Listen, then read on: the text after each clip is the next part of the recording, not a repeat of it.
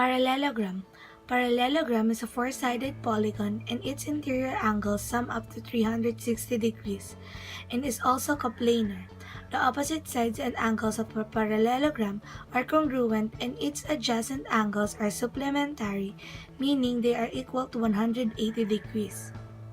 Parts of parallelogram. Side. Of course, every quadrilateral or any kinds of polygons have sides. If there are no sides, there are no figures or even lines. Diagonals. A diagonal is a segment joining two non-adjacent vertices. In other words, it's a line from one corner to another. Diagonals play an important role in a quadrilateral. Angles and vertices. In geometry, angles are formed when two rays called sides of the angle is sharing a common endpoint. These endpoints are what we call corners or vertices forming angles. These two cannot be separated.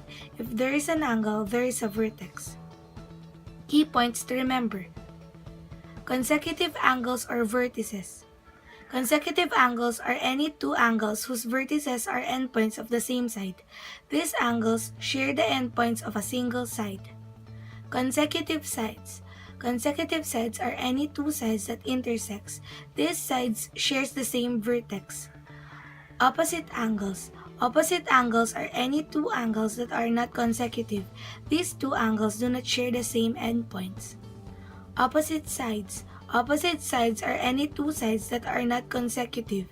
These two sides do not share the same vertex.